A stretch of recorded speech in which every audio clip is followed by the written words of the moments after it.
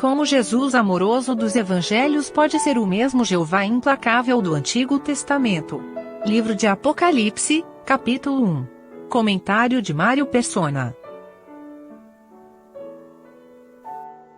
Um dia uma pessoa escreveu me perguntando como é que Jesus dos Evangelhos, tão amoroso, tão pacífico, poderia ter sido o mesmo Jeová do Antigo Testamento, tão severo, aquele que destruía nações, que lançava fogo do céu, aquele que fazia tantas coisas severas, né? Tantas coisas aparentemente cruéis aos olhos dos incrédulos. Como é que podia ser a mesma pessoa?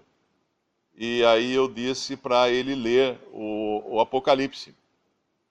Porque em Apocalipse nós vemos o mesmo Jesus, porém num caráter completamente diferente. Aqui ele é, no versículo 13, ele é o Filho do Homem. E no meio dos 7 castiçais, um semelhante ao Filho do Homem, vestido até os pés de um vestido comprido, cingido pelos peitos com um cinto de ouro. E a sua cabeça e cabelos eram brancos como lã branca, como a neve, e os seus olhos como chama de fogo. Aqui ele está no caráter de um juiz. Os cabelos brancos nos falam de sabedoria para julgar. Ele é filho do homem porque os homens não vão poder argumentar que estão sendo julgados por alguém que não conheça o que é ser um ser humano, um homem. Então ele é o filho do homem, é nesse caráter que ele vai ser juiz também. Ele vai, por assim dizer, né, no modo de falar, será um julgamento entre iguais. Um filho do homem, o filho do homem, julgando os homens. E esses cabelos brancos, é interessante, quando a gente vê por alguns países, principalmente aqueles da Grã-Bretanha e colônias, Canadá, Austrália, Nova Zelândia, a própria Inglaterra, Escócia, os tribunais da corte, os juízes usam uma peruca branca. E talvez alguém possa perguntar por que eles usam aquela peruca branca, né? Um negócio tão estranho, tão cafona.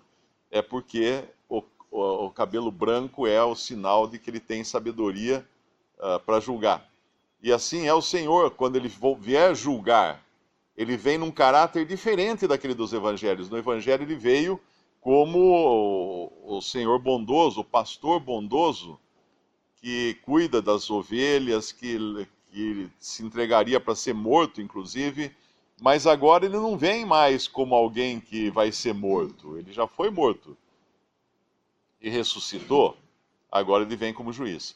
Um policial, ele quando está em casa, ele pega seus filhos no colo, ele brinca com as suas crianças, ele acaricia sua esposa, ele é gentil para toda a sua família, mas quando ele está na rua enfrentando criminosos, ele não vai pegar um bandido no colo, não vai acariciar um criminoso, ele vai ser duro, vai ter um caráter diferente. É a mesma pessoa, mas o caráter é diferente. E assim é o Senhor aqui em Apocalipse, esse que nós vamos ver aqui. E o interessante é que ele aparece no versículo 1. Eu já ouvi pessoas, cristãos, dizerem que profecia é um negócio muito, muito difícil, eu não quero saber. Para mim eu não quero saber, é muito complicado, eu não quero. Mas é interessante que ele comece esse livro dizendo assim, queiram saber as coisas que vão acontecer. Quando ele fala isso? Revelação de Jesus Cristo, a qual Deus lhe deu para mostrar aos seus servos as coisas que brevemente devem acontecer. E pelo seu anjo as notificou a João, seu servo. E aí, quando a gente pula lá para o capítulo 22, o que nós encontramos? As conclusões que dizem respeito à necessidade, né, e ao desejo que a gente deveria ter. Capítulo 22 de Apocalipse, versículo 6. E disse-me, estas palavras são fiéis e verdadeiras. E o Senhor, o Deus dos santos profetas, enviou o seu anjo para mostrar aos seus servos as coisas que em breve hão de acontecer. Eis que presto venho, bem-aventurado ou feliz aquele que guarda as palavras da profecia deste livro. Ele não está falando da Bíblia toda aqui, claro que é feliz quem guarda as palavras da Bíblia toda, mas aqui ele está falando especificamente do livro de Apocalipse. Feliz aquele que guarda as palavras deste livro. E no versículo 10, e disse-me, não seles as palavras da profecia desse livro, porque próximo está o tempo. Próximo está o tempo. Quando nós entendemos que essa revelação foi dada a João na ilha de Patmos, ele vai falar isso na continuação do nosso capítulo, e que João já esperava isso acontecer, aí nós vemos a urgência, não é, de Apocalipse. Nós não podemos pensar assim, isso é lá longe ainda, eu nem vou estar mais aqui quando começar essas coisas. Pode ser hoje o gatilho. Nós sabemos que o gatilho do Apocalipse é o arrebatamento da igreja. Nós vamos ver depois isso no final da porção que fala do testemunho da igreja na terra, porque até o capítulo 3 as coisas que são, e depois as coisas que virão depois dessas coisas. E João é arrebatado e é visto do alto, e enxerga do alto, assiste do alto as coisas que vão acontecer. E essas coisas, o capítulo 4, nós podemos ter certeza que pode acontecer a qualquer momento, porque o arrebatamento pode acontecer a qualquer momento. Então, o começo dessa profecia, as coisas que dizem respeito à terra aqui, podem acontecer também a qualquer momento. A igreja não é exatamente o assunto principal de Apocalipse, mas é Israel e a terra. Mas a igreja aparece, obviamente, nos 3 primeiros capítulos, e depois no final ela vai voltar a aparecer, mas todo o livro é um livro de juízo. Mesmo quando a igreja aparece, ela aparece no caráter de testemunho que é julgado por esse que tem olhos como chama de fogo, aqui no versículo 14.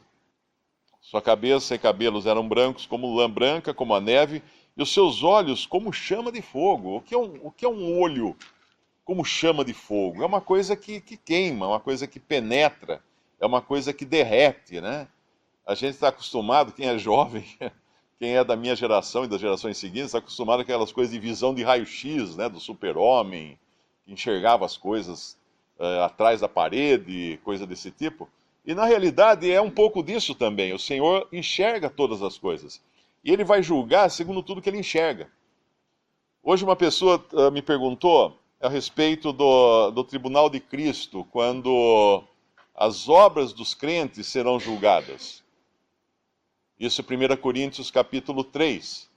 E quando tudo o que tiver sido feito por meio do corpo será também revelado, 2 Coríntios capítulo 5. São duas coisas distintas. Em 1 Coríntios capítulo 3, ele fala do galardão que receberá o crente, as suas obras feitas à toa serão queimadas, mas as suas obras feitas em Deus, em Cristo, merecerão recompensa. Porém, em 2 Coríntios capítulo 5, ele nos fala de tudo o que fizemos por meio do corpo. Que corpo? Esse corpo nosso de carne e ossos. O que inclui, então, tudo que nós fizemos antes e depois da nossa conversão. Tudo será revelado no tribunal de Cristo. Tudo, absolutamente tudo. E aí um irmão comentou, né, nessa conversa, ele comentou, mas eu acho que é só o que foi feito depois da conversão, né, que será revelado, porque que proveito tem trazer à tona as coisas que nós fizemos antes da conversão. Mas na realidade fala que tudo que tiver sido feito por meio do corpo, e nós já tínhamos um corpo antes da nossa conversão, nós não estávamos desencarnados antes da conversão, nós tínhamos um corpo de carne e ossos. E eu dei um exemplo que eu acho que ajuda muito a entender esse julgamento que Cristo faz das obras, do que fizemos aqui na terra por meio do corpo, e da revelação que ele vai fazer isso. Imagina um rapaz que ele se apaixona por uma jovem, ela era criminosa, ela era prostituta, ela era traficante, ela era bandida, mas ela foi presa, cumpriu pena, se arrependeu da vida que levava e está agora restaurada. Ela é uma pessoa que foi reconduzida à sociedade e não tem nada contra ela. Mas esse rapaz se apaixona por ela, sabe que ela tem um passado criminoso, ele a perdoa do seu passado, mas ele não sabe detalhes do seu passado. E eles se casam. Aí um dia esse rapaz chama ela e fala assim: olha, eu te amo muito, eu gosto muito de você, mas se a gente quiser ter um relacionamento transparente para o resto da vida, nós vamos ter que saber tudo.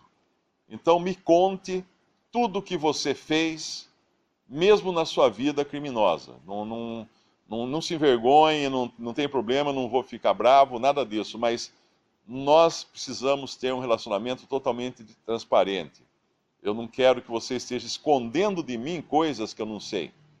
Basicamente, quando o Senhor nos levar, ele vai ter um escrutínio, um raio-x assim, de nós, porque nós não iríamos querer também esconder coisas dele. É claro que nós vamos estar num corpo glorificado, um corpo que é um corpo perfeito, nós teremos uma mente também perfeita. Então nós não vamos ter vergonha, querer esconder alguma coisa, ou ficar ofendido se algo foi trazido à tona. Eu creio que será também uma coisa muito íntima entre cada um e o Senhor. Não vai ser um estádio de futebol anunciando nos alto-falantes e nas telas o que nós fizemos para todo mundo ficar observando. Eu creio que vai ser uma coisa muito íntima de cada um com o Senhor. Mas sim, nós teremos tudo revelado por esses mesmos olhos que veem todas as coisas. E quando nós conhecemos a graça e a misericórdia de Deus, nós não vamos ter nenhum medo, nenhum receio de colocar na mesa todas as cartas, de mostrar tudo, porque nós sabemos que Ele conhece, obviamente, antes da gente falar, mas nós sabemos com quanta graça Ele nos tratou. Já estaremos perdoados, salvos completamente, mas isso não vai ser o mesmo para com o mundo e para com os perdidos. Aí a questão é outra. Na questão dos crentes, as suas obras são levadas em consideração para galardão ou não, mas na questão dos incrédulos, o livro de Apocalipse fecha com as obras dos incrédulos sendo colocadas na mesa, que é no capítulo 21, ou melhor, 20 de Apocalipse, versículo 11: vi um grande trono branco, e o que estava sentado sobre ele, de cuja presença fugiu a terra e o céu, e não se achou lugar para eles. E vi os mortos, grandes e pequenos, que estavam diante do trono, e abriram-se os livros, e abriu-se outro livro, que é o da vida, e os mortos foram julgados pelas coisas que estavam escritas nos livros, segundo as suas obras. E deu o mar os mortos que nele havia, e a morte e o Hades deram os mortos que neles havia, e foram julgados cada um segundo as suas obras. Segundo as suas obras. O crente não será julgado segundo as suas obras serão sim apresentadas para prêmio ou não, mas o incrédulo sim será julgado por todas as obras que fizeram. E que terrível será esse dia. Nós, sendo tratados com uma graça inigualável, né, impensável até, e aqueles que tiveram a oportunidade de crer em Cristo e ainda assim se mantiveram resistentes a Ele, dobrarão seus joelhos, terão suas obras reveladas, porém para condenação. Antes que alguém fique meio melindrado e com medo, com receio das palavras da profecia, e é bom que fique mesmo se for incrédulo, né? Porque o seu destino ainda não está assegurado, mas para o crente, olha que bonito que ele fala no versículo 4, João às 7 igrejas que estão na Ásia, graça e paz sejam convosco. Graça e paz. Da parte de quem? Da parte daquele que é, que era e que há de vir. E dos 7 espíritos que estão diante do seu trono, e da parte de Jesus Cristo, que é a fiel testemunha, o primogênito dos mortos e o príncipe dos reis da terra, aquele que nos ama e em seu sangue nos lavou dos nossos pecados. Então que maravilha esse livro que vai desvendar tantas tristezas e dores e ruína, e guerra e tanta coisa, começa para aqueles que são de Cristo com as palavras graça e paz. E com a segurança de termos tido os nossos pecados lavados pelo seu sangue. E com a segurança de ouvirmos que Ele é aquele que nos ama. Ele não é aquele que nos odeia ou que vai nos fazer passar por todas essas coisas horríveis descritas nesse livro. Ele é aquele que nos ama. Ele tem uma passagem, eu acho que é em Tessalonicenses, que diz que ele nos livra da ira vindoura, que é justamente o que nós vamos ler depois aqui nesse livro de Apocalipse. E como o Beto falou, o testemunho de Jesus é o espírito da profecia. Isso está no capítulo 19, versículo 10. O testemunho de Jesus. Não as coisas que vão acontecer, a política, se vai ter guerra, se não vai ter guerra, quem é a besta, quem não é a besta. É o testemunho de Jesus. Esse é o foco. Esse é o foco. Quando você vai a um espetáculo num teatro, que tem lá várias pessoas no palco, tem um foco. Ele é colocado sobre o artista naquela hora, que é o principal. Que todo mundo tem que prestar atenção naquele que está no foco. E ao longo de todo o livro de Apocalipse, embora muitas coisas vão estar aparecendo, ele é o foco. É Cristo que estará debaixo do foco o tempo todo. E lembrando mais uma vez que não é para tristeza nossa o livro, a nosso respeito, porque estamos salvos e somos aqui endereçados com paz e graça da parte do Senhor Jesus, mas lembrar também que é diferente o tratamento que ele dá, por exemplo, para nós que cremos em Cristo, os quais ele fez reis e sacerdotes no versículo 6, para Deus. É diferente esse tratamento daquele que Deus deu, por exemplo, a Israel e ao povo na terra no Antigo Testamento. O Antigo Testamento, a última palavra do Antigo Testamento, a gente pode até conferir lá, no fim do último livro do Antigo Testamento.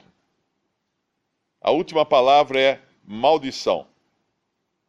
Capítulo 4 de Malaquias, versículo 6, e converterá o coração dos pais aos filhos e o coração dos filhos a seus pais, para que eu não venha e fira a terra com maldição. Agora, as últimas palavras de Apocalipse. Quando Deus completa todos os seus desígnios, todos os seus planos, que são revelados aqui aos que são seus, do mesmo modo como ele revelou a Abraão que ele ia destruir Sodoma, e ele fala assim: acaso não revelarei a Abraão o que vou fazer, não é?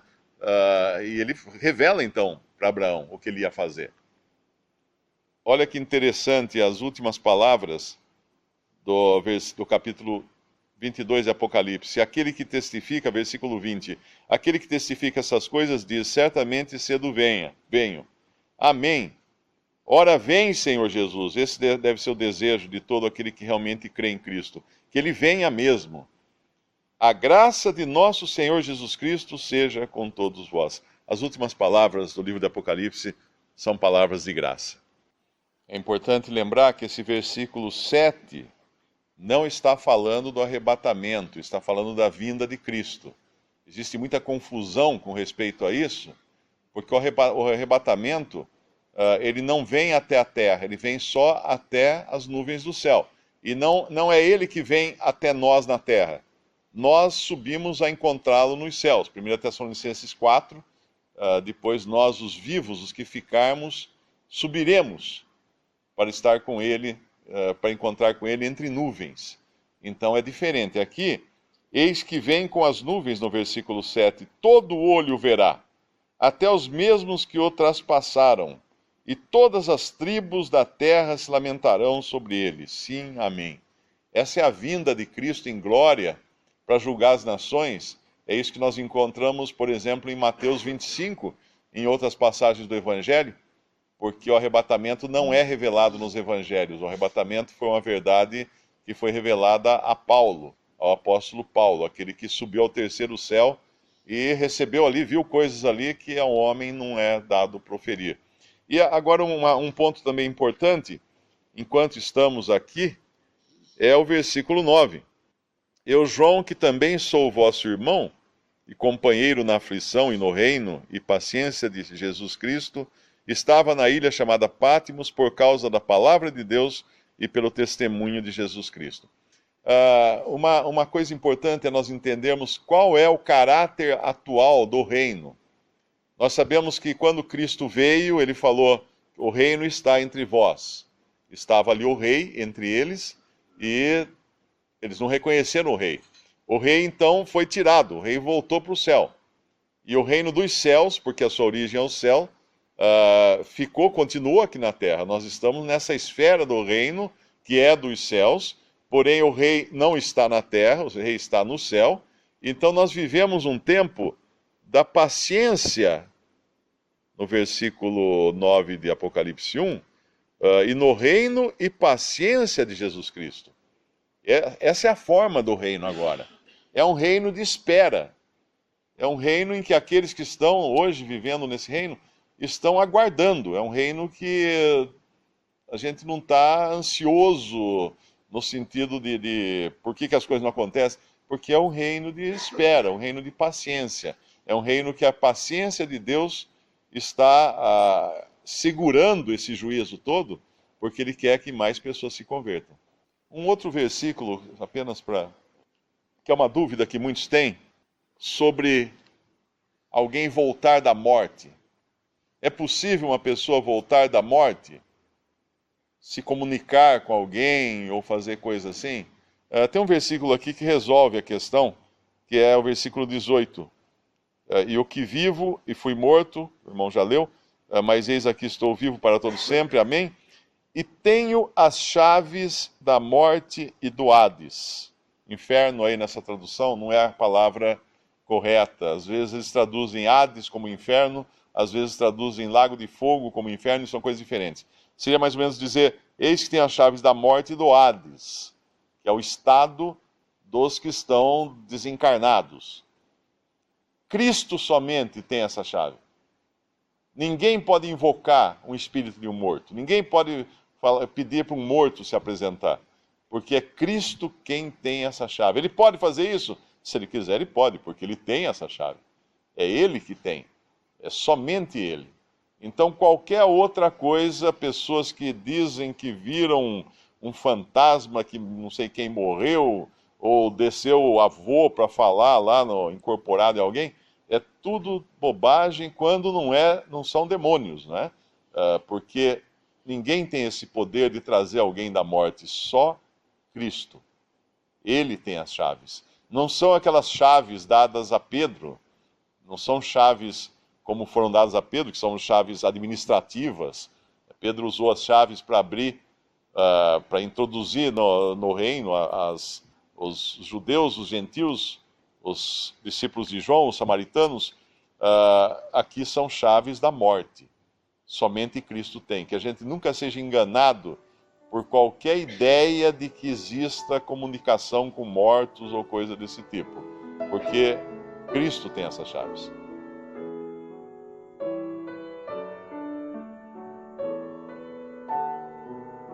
Visite Respondi.com.br. Visite também 3minutos.net.